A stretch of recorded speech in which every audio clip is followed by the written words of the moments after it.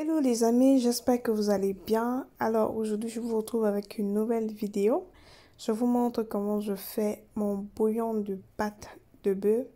C'est une recette qui prend peut-être assez de temps au feu, mais vous verrez que elle est assez simple.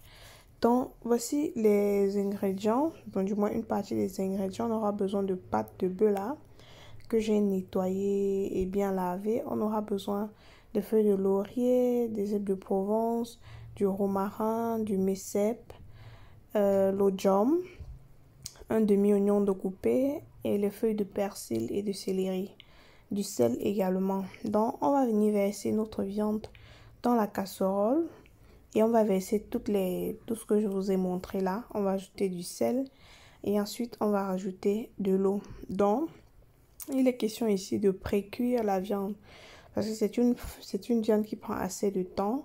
Donc je vais pré-cuire pendant environ 1 heure voilà. Donc pendant que c'est en train de cuire, je viens apprêter ces ingrédients quoi. Donc ail, oignon, gingembre, poivre blanc, clou de girofle, quelques graines, hein, juste quelques graines, 4 côtés. Le poireau également, on aura besoin. Donc ça sont les 4 côtés. J'ai mis juste un peu comme vous voyez là. Donc je mets dans l'eau pour hydrater un peu. Le ginseng, une tomate, du piment, ça c'est le bébé. Et ça c'est... non, les rondelles et le bébé. De l'huile également. Du sel. J'espère que j'ai été assez claire. Donc on va venir écraser tout ce qu'on a cité là.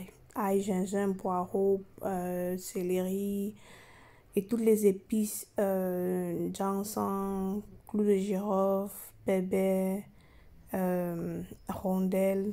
Bref, on écrase tout. Mais moi, je peux écraser la tomate et le piment. Donc, voilà le résultat après pratiquement 2 heures de temps au feu. Je viens maintenant verser les épices que j'ai écrasées. Et ensuite, je vais rajouter de l'eau. Donc pour les ingrédients, je vais essayer de mettre en commentaire, vu que si ça n'a pas été clair, vous allez voir en description, je vous l'ai dit, pas en commentaire. Donc voici une tomate que j'ai hachée très finement. Je mets dans la casserole, je rajoute de l'eau. Je tourne et le piment, je vais juste lancer. Je rajoute de l'eau. On contrôle l'assaisonnement les amis. S'il faut rajouter du sel, on rajoute. Sinon, on ferme notre casserole et on va laisser cuire encore environ 45 minutes. Donc voilà le résultat. À contrôler de temps en temps bien entendu. Donc vous ouvrez la marmite, vous contrôlez si tout va bien. Si... Bref, ça ne peut pas brûler vu que c'est liquide.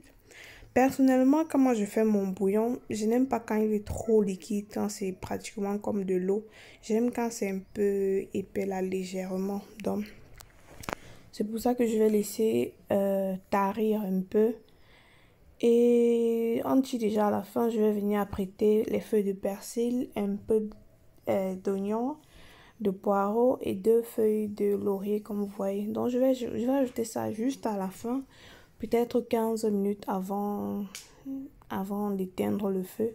Je viens ajouter mes feuilles. Voilà, pour rajouter de la saveur à notre plat. Et ensuite, on va rajouter un peu d'huile, bien entendu, à volonté.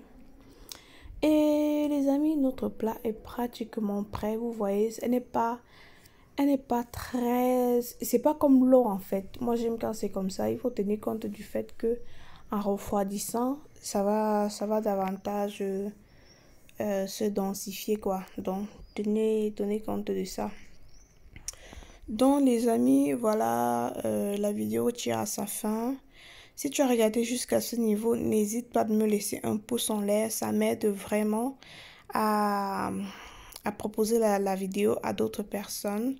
Merci d'avoir regardé encore la vidéo jusqu'à ce niveau. Je vais te laisser et on va se dire ciao à une autre vidéo. N'hésite surtout pas de laisser un pouce en l'air des amis. Ciao.